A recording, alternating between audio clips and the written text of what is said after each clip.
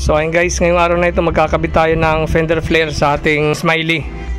Bali, nirepair natin yung pintura. Pininturahan natin siya ng matte black kasi through shipping nagkakaroon siya ng mga gas-gas sa pintura, kaya nirepaint natin ulit.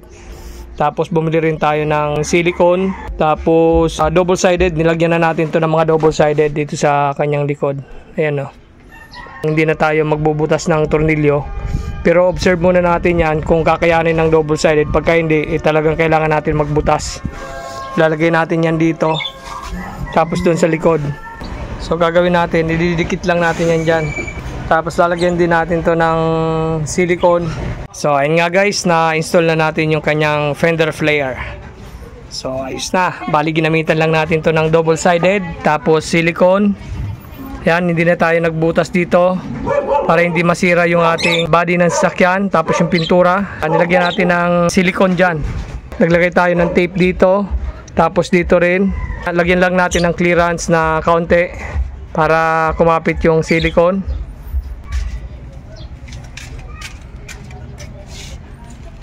So ayun guys, ayos. Double-sided, tapos silicone. Yun lang ang nilagay natin dito, hindi tayo nagbutas. Dito naman sa parting likod. Yan, ito naman yung sa likod niya.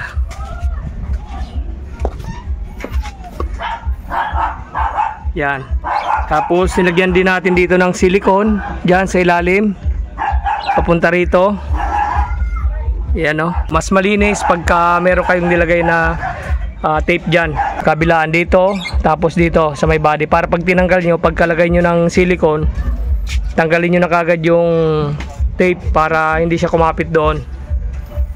Ayan, tapos patuyuin nyo na lang. Pag medyo nakaangat ng kaunti, gagawin nyo, lalagyan nyo lang ng tape.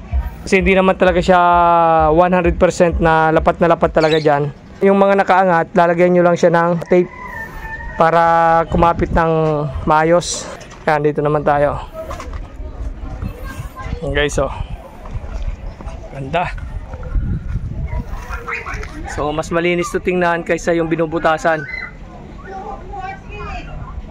Sa mga gustong umorder dyan, paki-PM lang tayo. Ayan, sa ating Facebook page, Carstyle TV. At paki-follow na rin po.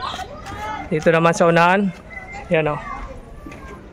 Ilagyan pa natin ng tape yan dahil umaangat dito ng kaunti. Tapos tatagalin natin yan pag totaling tuyo na talaga. So ayos to, mas malinis.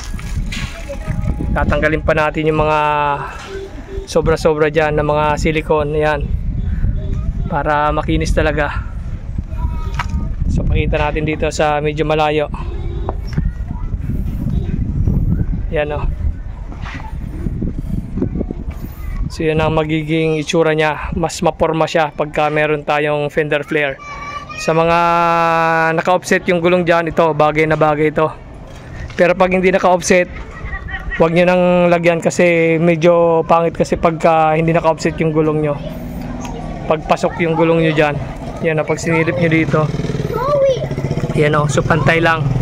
Hindi na magkakalat yung putik dito sa body ng sakyan nyo. Kasi pantay na pantay lang yan, yan sa spike nya. Sa spike ng gulong, yan o. So ayos na kasi dati nakalabas yan. Saktong-sakto. Yan o. Stage sa kabila. Yan. So unahan.